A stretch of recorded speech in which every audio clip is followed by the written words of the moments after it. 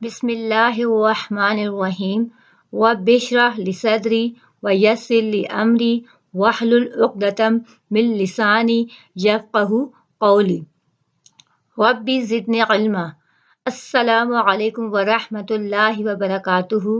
عزیز طالبات، امید ہے کہ آپ سب خیریت سے ہوں گے۔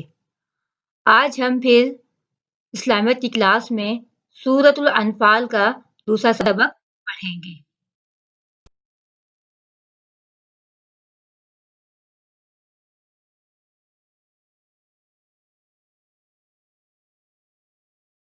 عزیز طالبات، گزشتہ لیکچر میں ہم سورۃ الانفال کا رکوع نمبر 2 میں اس کی پہلی 4 آیات کا ترجمہ اور تشریح پڑھ چکے ہیں۔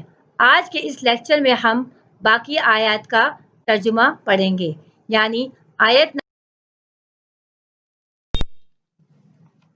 بسم اللہ الرحمن الرحیم یا ایہا الذین آمنوا اذا لقیتم الذین کفروا زحفا فلا تولوہم الادبار۔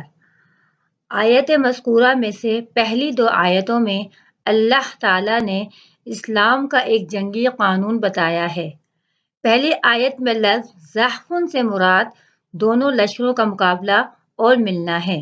معنی یہ ہے کہ جنگ چھڑ جانے کے بعد پشت پھیرنا اور میدان جنگ سے بھاگنا مسلمانوں کے لیے جائز نہیں۔ آئیے ترجمہ کرتے ہیں۔ یا ایہا الذین، اے لوگو، آمنو، ایمان والو، اذا، جب، لقیتم الذین، ملاقات کرو تم ان لوگوں سے، لقیہ بمعنی ملاقات کرنا، تم الذین ان لوگوں سے، کفروا جنہوں نے کفر کیا، زحفاً مقابلے کے وقت، فلا پس نہ، تولوہم الادبار تم پھیرنا ان سے، ادبارا پیٹھ، یہ دبرن کی جمع ہے۔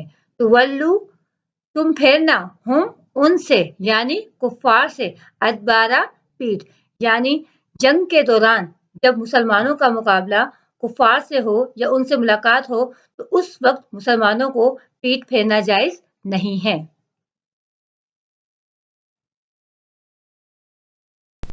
پھر فرمایا وَمَن يُوَلِّيهِمْ يَوْمَئِذٍ دُبُرَهُ إِلَّا مُتَحَرِّفًا لِقِتَالٍ أَوْ مُتَحَيِّزًا إِلَى فِئَةٍ فَقَدْ بَاءَ بِغَضَبٍ مِّنَ اللَّهِ وَمَأْوَاهُ جَهَنَّمُ وَبِئْسَ الْمَصِيرُ۔ 2 صورتوں میں میدان جنگ سے پیٹھ پھیری جا سکتی ہے، لیکن وہ 2 صورتیں بھی راہ فرار اختیار کرنے کے لیے نہیں ہیں، بلکہ وہ جنگی حکمت عملی کے لیے ہیں۔ ایک متحرفًا لقتال یعنی میدان جنگ سے پشت پھیرنا محض ایک جنگی چال کے طور پر دشمن کو دکھلانے کے لیے ہو، حقیقتاً میدان سے ہٹنا مقصد نہ ہو، بلکہ مخالف کو ایک غفلت میں ڈال کر یکبارگی حملہ پیش نظر ہو۔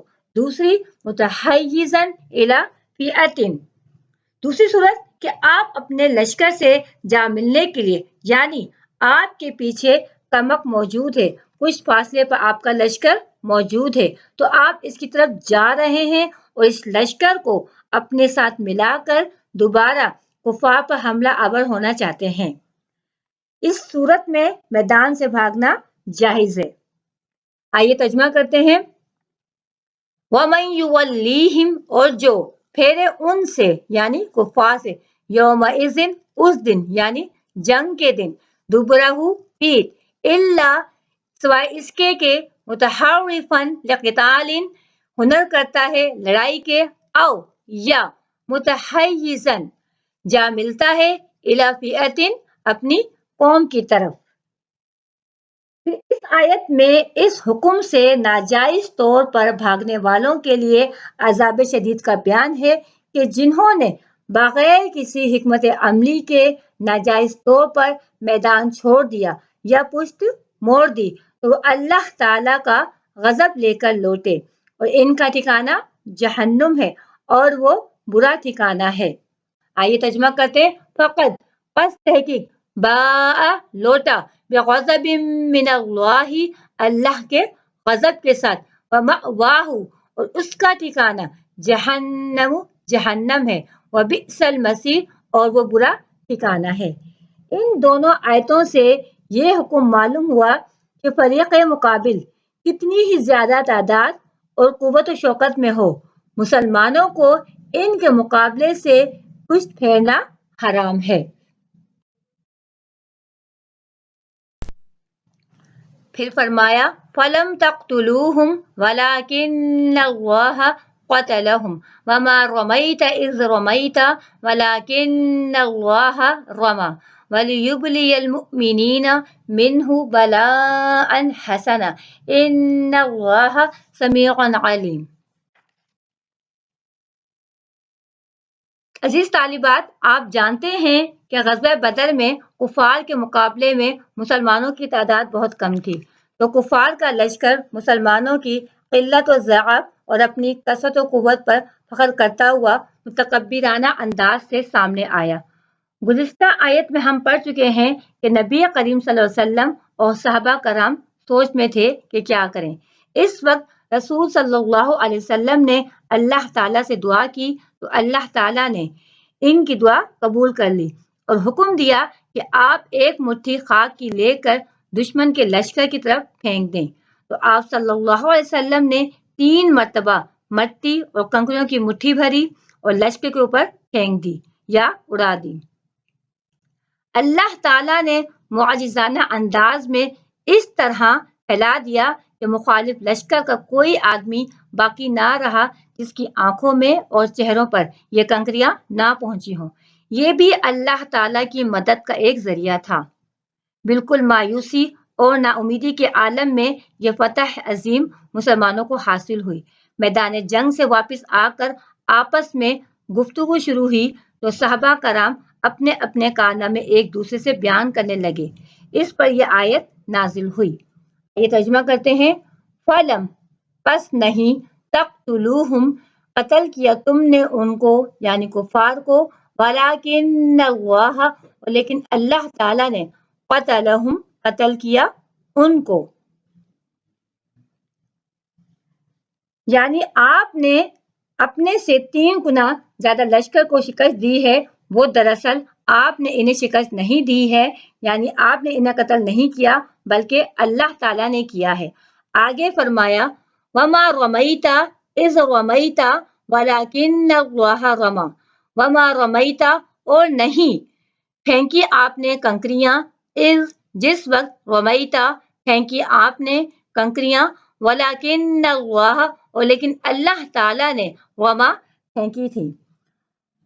اور نبی کریم صلی اللہ علیہ وسلم نے جو کنکریاں کفار کی طرف پھینکی تھی وہ بھی آپ صلی اللہ علیہ وسلم نے نہیں پھینکی تھی بلکہ اللہ تعالیٰ نے پھینکی تھی۔ مطلب یہ ہے کہ پھینکنے کا یہ نتیجہ کہ دشمن کے ہر فرد کی آنکھوں میں پہنچ کر سب کو سراسیمہ کر دے یعنی بےتاب کر دے، یہ آپ کے پھینکنے کا اثر نہیں تھا بلکہ حق تعالیٰ نے اپنی قدرت کاملہ سے یہ صورت پیدا فرمائی۔ یعنی اللہ تعالیٰ فرماتے ہیں کہ اے نبی، وہ ہاتھ تو آپ کا تھا لیکن ان کنکریوں میں اثر اور اس کو پورے لشکر پھیلا دینا یہ کام میرا تھا، اس لیے آپ اس پر ناز و فخر نہ کریں بلکہ اللہ تعالیٰ کا شکر ادا کریں۔ آگے فرمایا وَلِيُبْلِيَ الْمُؤْمِنِينَ اور تاکہ آزمائے مومنوں کو، منہ اس کے ذریعے سے، بلاءً حسنا اچھی طرح آزمانا، ان اللہ بے شک اللہ تعالیٰ، سمیع علیم سننے والا جاننے والا ہے۔ آگے فرمایا یہ تو اس لیے مسلمانوں کو انعام دیا گیا کہ اللہ تعالیٰ مسلمانوں کو آزمائے۔ اللہ تعالیٰ کسی کو کوئی انعام دے کر بھی آزماتے ہیں اور کسی سے کوئی نعمت چھین کر بھی آزماتے ہیں۔ یہاں پر اللہ تعالیٰ نے مسلمانوں کو انعام دے کر آزمایا کہ وہ میرے شکر گزار بندے بنے، شکر گزار بندے بنے۔ پھر فرمایا ذالکم وان اللہ محین کید الکافرین، یعنی یہ فتح و نصرت اس لیے بھی مسلمانوں کو دی گئی کہ اس کے ذریعے سے کافروں کی تدبیروں کو ناکام اور ناکارہ بنا دیا جائے، جس سے وہ سمجھ لیں کہ اللہ تعالیٰ کی مدد ہمارے ساتھ نہیں اور کوئی تدبیر بغیر اللہ کی مدد کے کامیاب نہیں ہو سکتی۔ ترجمہ کرتے ہیں ذالکم یہ اس لیے ہے، وَأَنَّ اللَّهَ کہ بے شک اللہ تعالیٰ مہینو سست کر دے یا کمزور کر دے کئی دل کافرین کافروں کی تدبیر کو۔ پھر فرمایا ان تستفتحوا فقد جاءکم الفتح وَإِن تَنْتَهُوا فَهُوَ خَيْرٌ لَكُمْ وَإِن تَعُودُوا نَعُدْ وَلَن تُغْنِيَ عَنْكُمْ فِئَتُكُمْ شَيْئًا وَلَوْ كَثُرَتْ وَأَنَّ اللَّهَ مَعَ الْمُؤْمِنِينَ۔ عزیز طالبات، کفار مکہ اپنے آپ کو حق پر کہتے تھے۔ جب قریشی کفار کا لشکر مسلمانوں کے مقابلے کے لیے تیار ہو گیا تو مکہ سے نکلنے سے پہلے لشکر کے سردار ابو جہل اور ان کی جماعت نے بیت اللہ کا پردہ پکڑ کر یعنی قلعہ پکڑ کر دعائیں مانگی تھیں۔ انہوں نے دعا اس طرح کی تھی کہ یا اللہ دونوں لشکروں میں سے جو اعلیٰ و افضل ہے اور دونوں جماعتوں میں سے جو زیادہ ہدایت پر ہے اور دونوں پارٹیوں میں سے جو زیادہ کریم و شریف ہے اور دونوں میں سے جو دین افضل ہے اس کو فتح دیجیے۔ یہ سمجھ رہے تھے کہ مسلمانوں کے مقابلے میں ہم ہی اعلیٰ و افضل اور ہدایت پر ہیں، مگر ان کو یہ خبر نہ تھی کہ اس دعا میں در حقیقت وہ اپنے لیے بد دعا اور مسلمانوں کے لیے دعا کر رہے ہیں۔ انجام جنگ سامنے آنے کے بعد قرآن کریم نے ان کو بتلایا ان تستفتحوا اگر تم فتح چاہتے ہو فقد پس تحقیق جاءکم الفتح آ گئی تم پر فتح، یعنی اگر تم خدائی فیصلہ چاہتے ہو تو وہ سامنے آ چکا کہ حق کو فتح اور باطل کو شکست ہو گئی۔ آگے فرمایا وَإِن تَنْتَهُوا اور اگر تم باز آ جاؤ فَهُوَ پس وہ خیر لکم بہتر ہے تمہارے لیے، یعنی اگر تم اپنے کفر سے باز آ گئے تو یہ تمہارے لیے بہتر ہے۔ وَإِن تَعُودُوا نَعُدْ اور اگر تم لوٹ آئے تو ہم بھی لوٹ آئیں گے، یعنی اگر تم پھر اپنی شرارت اور جنگ کی طرف لوٹے تو ہم بھی مسلمانوں کی مدد کی طرف لوٹیں گے۔ وَلَن تُغْنِيَ اور ہرگز نہیں کام دے گی عَنْکُمْ تم کو فِئَتُکُمْ تمہاری جماعت، فِئَت جماعت کو کہتے ہیں، کم تمہاری، شیئاً کچھ بھی، وَلَوْ کثرت اگرچہ وہ کتنی ہی زیادہ کیوں نہ ہو، یعنی تمہاری جماعت کتنی ہی زیادہ ہو اللہ تعالیٰ کی نصرت کے مقابلے میں تمہیں کچھ کام نہ دے گی۔ وَأَنَّ اللَّهَ مَعَ الْمُؤْمِنِينَ اور بے شک اللہ تعالیٰ مومنوں کے ساتھ ہے، یعنی کوئی جماعت تمہیں کیا کام دے سکتی ہے جبکہ قادر مطلق اللہ تعالیٰ مسلمانوں کے ساتھ ہے۔ صدق اللہ العظیم۔